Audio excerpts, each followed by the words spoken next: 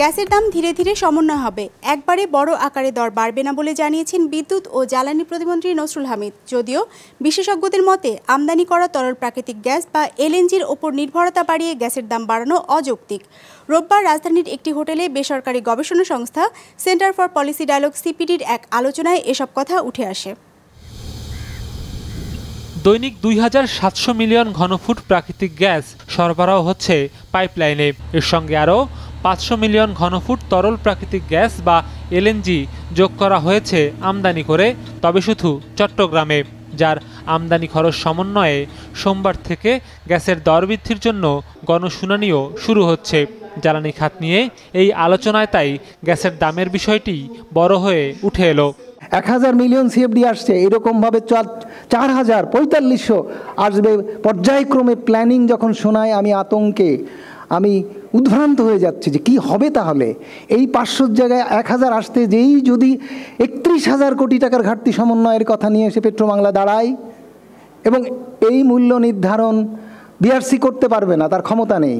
বিশ্লেষকরা বলছেন, গ্যাসের দর বাড়লে শুধু শিল্প বা আবাসিক স্তরের গ্রাহকেরই চাপ বাড়বে না, খরচ বাড়বে বিদ্যুৎ উৎপাদনেও। আর তাই সাশ্রয়ী জ্বালানি নিশ্চিত করতে প্রাথমিক জ্বালানির দামও নিয়ন্ত্রণে রাখার পরামর্শ আসে বৈঠকে। তাগিদ দেওয়া হয় দেশীয় উৎস থেকে গ্যাস উৎপাদন বাড়ানোর। আমি মনে করি নীতি নির্ধারকরা একটা ভুল ধারণা নিয়ে হাঁটছেন। তারা মনে করছেন আমাদের গ্যাস পাওয়ার কোনো সুযোগ নেই, অথচ আমি মনে করি এখনো অনুসন্ধান চালালে প্রচুর গ্যাস পাওয়া যাবে। তবে আমরা সেটি না করে ব্যয়বহুল এলএনজি আমদানি করছি।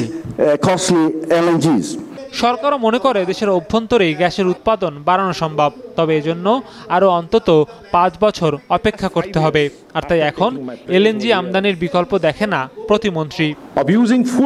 নিশ্চয়ই আমরা কিছু গ্যাস উত্তোলন করতে পারবো, কিন্তু সেটা আপনার উন্নয়ন চাহিদা মেটাতে পারবে না। এভাবে অর্থনীতি এগোতে পারে না। আমরা পরিকল্পনা করেছি ৩০% বিদ্যুৎ আমরা উৎপাদন করব এলএনজি থেকে। শিল্পও নির্ভরযোগ্য গ্যাস চায়, দাম যাই হোক। তবে চিন্তা নেই, ধীরে ধীরে গ্যাসের দাম সমন্বয় হবে। এক লাফে অনেকখানি দাম বাড়াতে চাই না। বৈঠকে বক্তারা জ্বালানি খাতে দরপত্রহীন সরাসরি ক্রয় এবং বহাল থাকা দায়মুক্তি আইন প্রত্যাহারেরও দাবি জানান।